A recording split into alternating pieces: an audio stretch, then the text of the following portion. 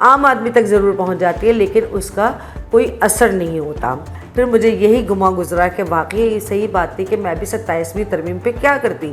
कोई मायने नहीं रखता, हमारी बात करना कोई वैल्यू नहीं करता, इस वजह से कि हमारे कहने से कुछ नहीं होता। वो शख्स जब 27वीं तरमीम को बड़ी खुशी से कहता है कि हाँ जी धड़ल्ले से मंजूर करवा ली, तो उसके बाद तो फिर बात ही ख़त्म हो जाती है। मुल्क के दिफा के लिए, मुल्क में अमन के लिए अगर जमहूरियत की बिसात लिपेट दी जाए तो कोई मजाका नहीं है, तो वो इस जमहूरियत के होते भी नहीं हो सकती। हम चाहते हैं कि हम पर पाबंदियाँ लगें, लेकिन हमारे मुल्क का कोई बच्चा भूखा ना सोए। बेलगाम और बेहंगाम आज़ादी नहीं है जितनी हमारे मुल्क में हर इदारे को थी।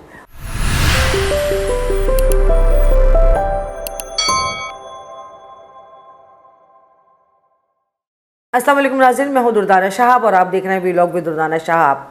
आपसे कुछ एक हफ़्ते बाद रब्ता हो रहा है। उस एक हफ़्ते में बहुत सारी चीज़ें, सियासी डेवलपमेंट और बहुत कुछ ऐसा हो गया कि जिस पे बात करना मैं चाहती थी, लेकिन कुछ मसरूफियात की बिना पर मैं बात नहीं कर सकी। और मतलब बात अगर मैं करती भी तो क्या नक्कार खाने में तूती की आवाज़ वाली बात थी, इसलिए मैं अपने सीनियर्स के तज्ज़िये, तबसरे और तमाम चीज़ें सुन रही थी, देख रही थी। सहाफ़त में आने के बाद से अब तक जो कुछ भी सियासी तमाशे होते रहे हैं वो सब भी देख रही थी। और हम चूँकि सिर्फ तमाशबीन हैं, ना हम कुछ कह सकते हैं और ना हम कुछ कर सकते हैं, और जो हम कहना चाहते हैं वो तो हम बिल्कुल ही नहीं कह सकते। तो इसलिए बेहतर ये था कि हम अपने पोटेंशियल को क्यों ज़ाया करें किसी भी किस्म के, किसी भी सियासी मूवमेंट के सूरत में, किसी भी तज़्ज़िये तबसरे से हमारा ज़िक्र करना या हमारी बात करना बहुत से बहुत ये है कि आम आदमी तक ज़रूर पहुंच जाती है, लेकिन उसका कोई असर नहीं होता। और आज ये बात जो है वो मतलब मेरी बात की मुझे ही तस्दीक हो गई इस तरह से कि जब मैंने अपना सुहेल बड़ाई साहब, जिनको मैं हमेशा से एक बहुत बड़ा सहाफ़ी मानती हूँ और मैं कहती हूँ कि उनसे बड़ा इंटरव्यूअर कोई नहीं है, उनकी तहरीर की खूबसूरती जिससे बहुत से लोगों को सीखना चाहिए।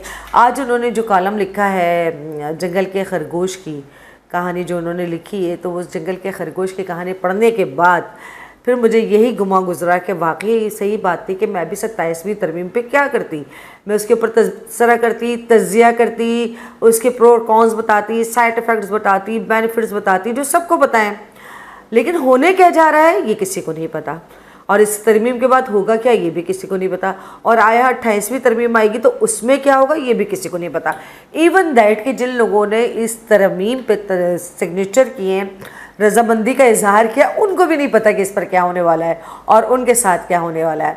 और इसलिए हमारा तज्ज़िया या तबसरा हमारा कोई मायने नहीं रखता, हमारी बात करना कोई वैल्यू नहीं करता, इस वजह से कि हमारे कहने से कुछ नहीं होता, हमारे सिर्फ सुनने ही में भलाई है। जब हम कहने पर आते हैं तो फिर हम नहीं रहते, और हमारा कहना ना कहना ही हमारी बका की ज़मानत समझा जाता है। और अब तक जिस तरह की सियासी सूरत हाल इस मुल्क में रही है, बल्कि अभी गुज़िश्ता हफ्ते इस्लामाबाद से कराची आते हुए एक वफाकी वज़ीर साथ थे, उनसे बहुत सारी चीज़ों में बात हुई। और जब 27वीं तरमीम में बात हुई तो उन्होंने बड़े अपने जो टिपिकल स्टाइल है उन वज़ीर मौसूफ़ का, उन्होंने कहा हाँ जी धड़ल्ले से मंजूर करवा ली। अब मैं सिर्फ उनकी शक्ल देख रही थी कि वो इंतहाई से सीनियर सियासतदान हैं और जिनको इन्होंने सियासत के बहुत ही नशीब व फराज देखे हैं। वो शख्स जब 27वीं तरमीम को बड़ी खुशी से कहता है कि हाँ जी धड़ल्ले से मंजूर करवा ली, तो उसके बाद तो फिर बात ही ख़त्म हो जाती है। अच्छा, उन सियासतदानों को, उन पॉलिटिकल पार्टीज़ को जिन्होंने इस 27वीं तरमीम को अप्रूव करने में मरकज़ी किरदार अदा किया है, शायद उनको ये अंदाज़ा हो या फिर ना हो। अगर उनको ये अंदाज़ा है कि इस 27वीं तरमीम का उनके ऊपर क्या इम्पैक्ट पड़ेगा, तो बहुत बड़े जिगर की बात है कि उन्होंने एड़ी चोटी का जोर लगाया है इस तरमीम को मंजूर कराने में। और अगर नहीं पता तो फिर यही जुमला कहने के दिल चाहता है कि चिराग सबके बुझेंगे, हवा किसी की भी नहीं।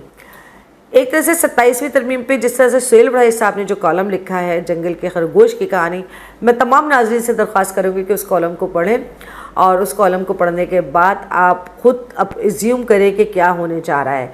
और उसमें जिस तरह से उन्होंने लिखा है कि वो खरगोश ये चाहता है कि शेर और चीते की लड़ाई की जो है उसके बिल तक ना पहुँचे, उसके वो जो आज़ादी से कुलांचे मार कर भागना दौड़ना चाहता है, वो उसकी आज़ादी से कुलांचे मारने पर जो है कोई कदगन ना लगे।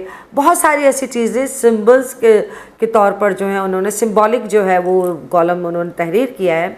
और वो सिंबॉलिक कॉलम जो है वो मतलब जिसे कहते हैं कि उसमें इतनी गहराई है कि अब हमें नज़र आ रहा है और कि आइंदा क्या होने वाला है, किसी हद तक नज़र आ गया आइंदा क्या होने वाला है और क्या होगा।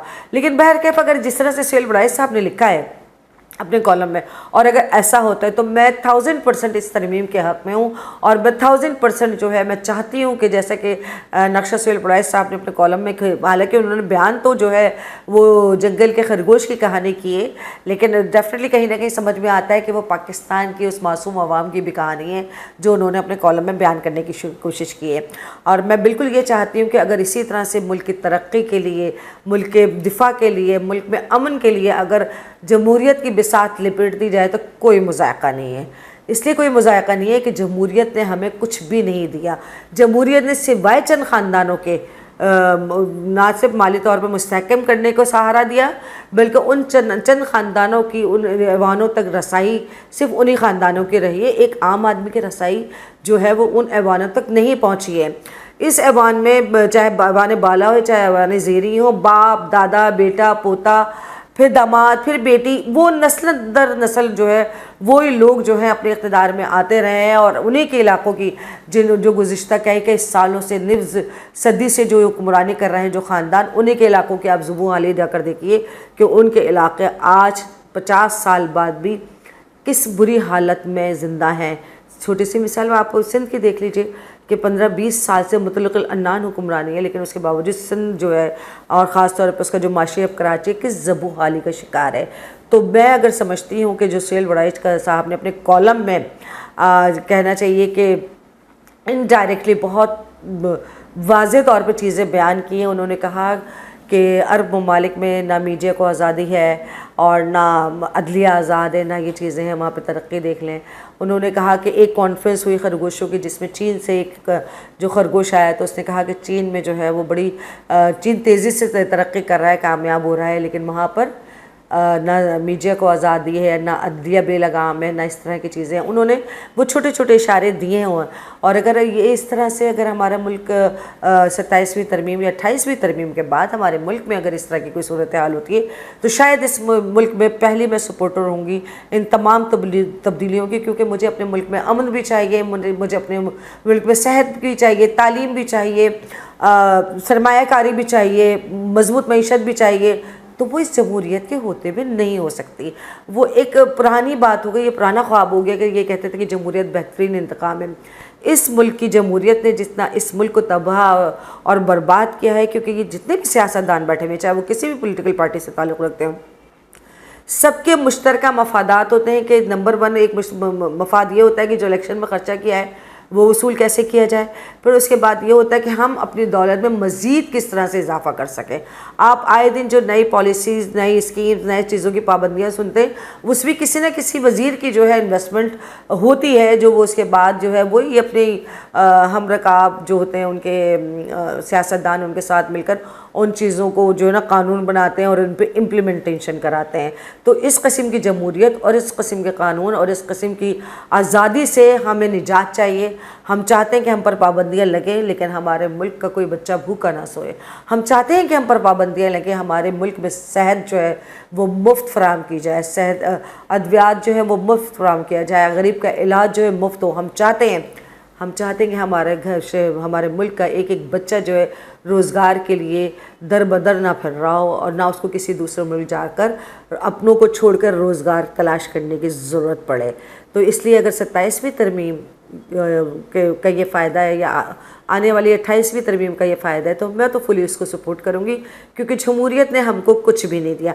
जमहूरियत हमेशा से जो भी हुकूमत आती है वो सिर्फ जोड़ तोड़ और अपने इक़्तिदार को इस्तेकाम देने की कोशिश में, वो अपोजिशन के लिए भी जायज़ नाजायज़ मुतालबात मानती है। वो अपने जो MNAs उसने के ज़रिए जो वो वज़ीर आज़म बनते हैं वो उनके भी जायज़ नाजायज़ मुतालबात पर पूरा करने में लगे हुए होते। इतना ज़्यादा जिसे कहते हैं कि अवाम के अलावा दुनिया का हर काम इन ऐवानों में हो रहा होता है।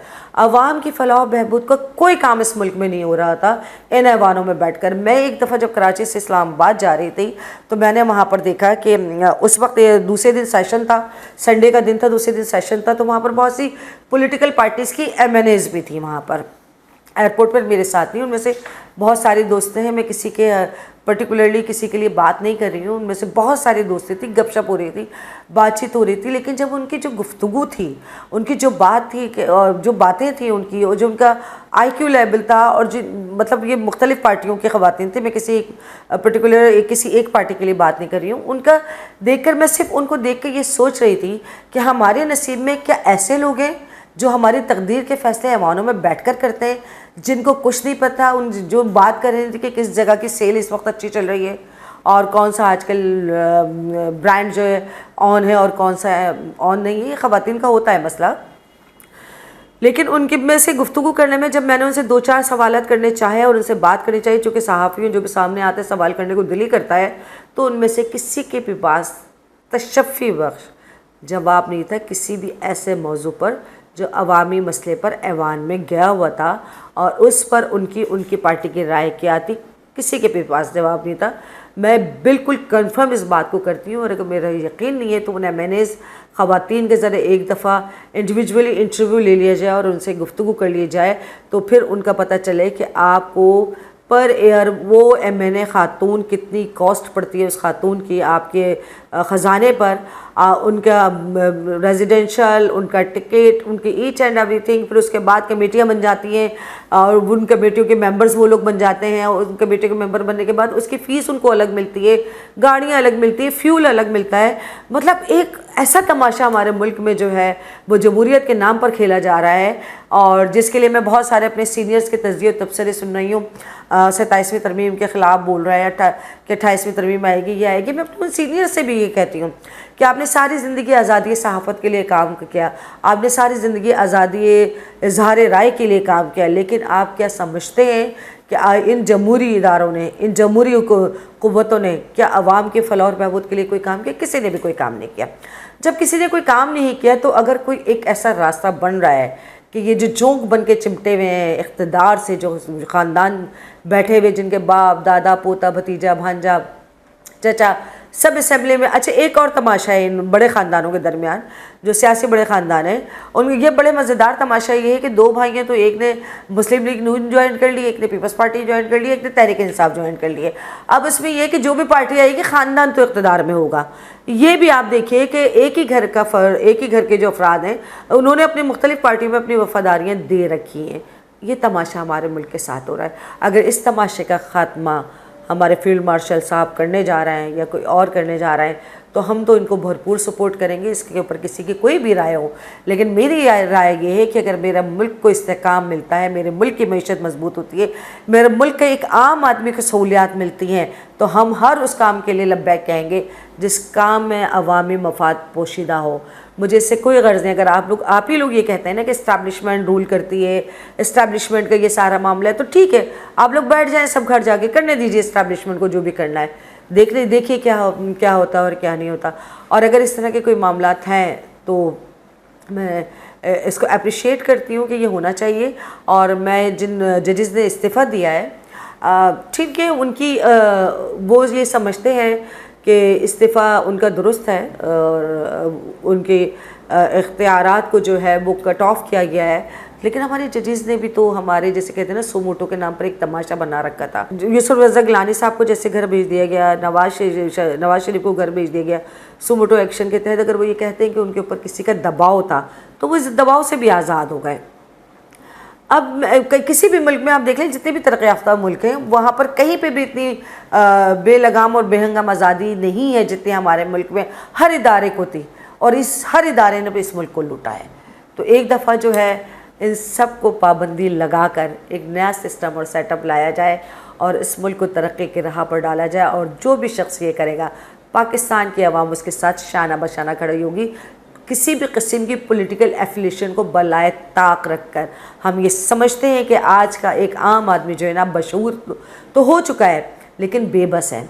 लेकिन अगर उसको कोई ऐसा ज़रा सा भी सहारा नज़र आया, तो इस मुल्क का वो आम आदमी जो है ना, उनके साथ खड़ा होगा, जो उसके और उसके औलाद के और उसके बच्चों के मुस्तकबिल के लिए जो है सोच रहा होगा और इम्प्लीमेंटेशन कर रहा होगा।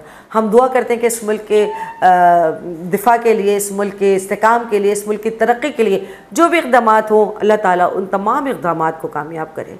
इसके साथ ही मुझे इजाज़त दीजिए। अल्लाह हाफ़िज़।